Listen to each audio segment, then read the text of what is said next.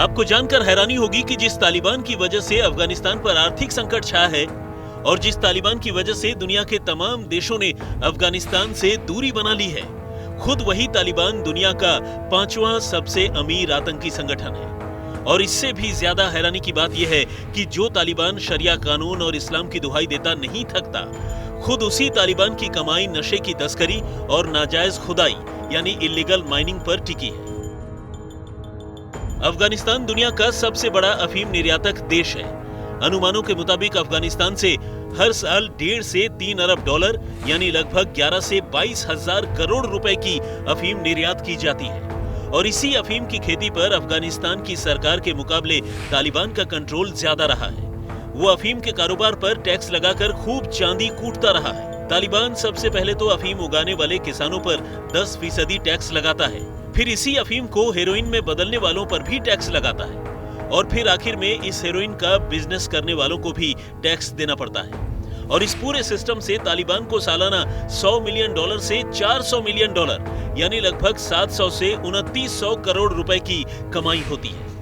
American army की एक report में कहा गया था कि तालिबान की कमाई का 60% हिस्सा अफीम को हेरोइन में बदलने वाली लैब से आता है।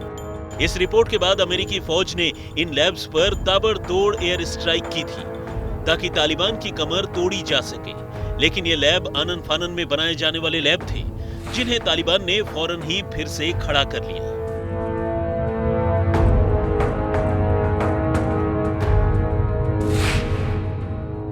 तालिबान पर औरों को नसीहत और खुद मियां फजीहत वाली कहानी बिल्कुल सटीक बैठती है, क्योंकि तालिबान एक तरफ तो खुद को सबसे बड़ा मुसलमान साबित करने पर तुला रहता है, इस्लामिक शरिया कानूनों की बात करता है, लोगों को मामूली गुनाहों पर भी बर्बर तरीके की सजा देता है, लेकिन खुद खुलेआम नशे का कारोबार करता है। अब आइए इसी बहाने ये जान लेते हैं कि दुनिया के कुछ अहम मुस्लिम देशों में ड्रग्स के इस्तेमाल और तस्करी को लेकर कानून क्या कहता है।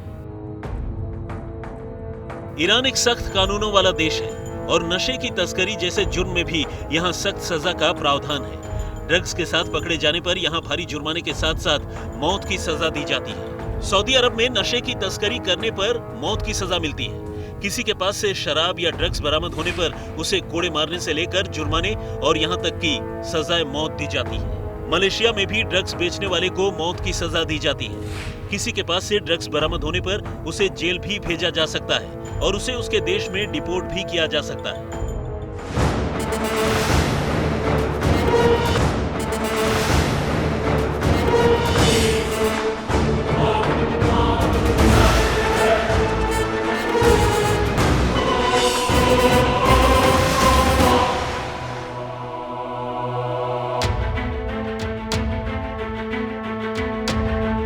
ड्रग्स की तस्करी के अलावा खनिज की नाजायज खुदाई भी तालिबान की कमाई का एक बड़ा जरिया है।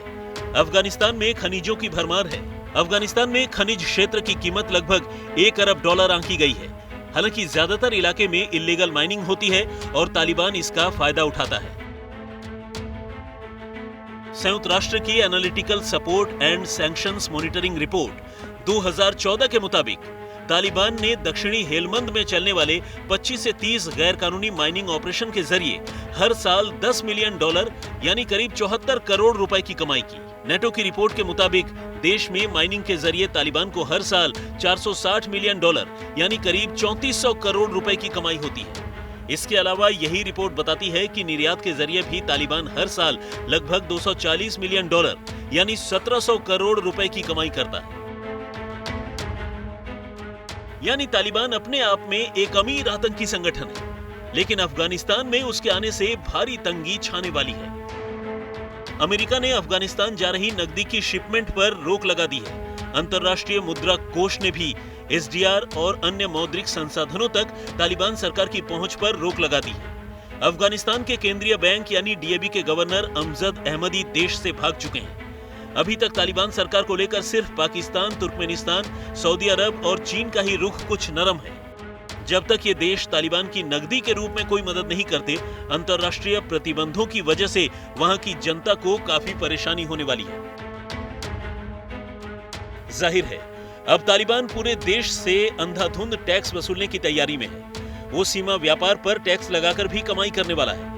बैंकों और दूसरे वित्तीय संस्थाओं पर भी उसका कब्जा होगा। देश में हवाला कारोबार में भी तेजी आएगी और तालिबान इससे टैक्स भी वसूलेगा। और इन सारी बातों का नकारात्मक असर ये होगा कि वहां की जनता परेशान होगी। इसके अलावा तालिबान के हाथ अमेरिकी हथियारों और साजो सामान का जखीरा लग गया है, जिनकी कीमत अरबों डॉलर में है। जरूरत पड़ने पर तालिबान इन्हें भी बेचकर अपनी तिजोरी भर सकता है।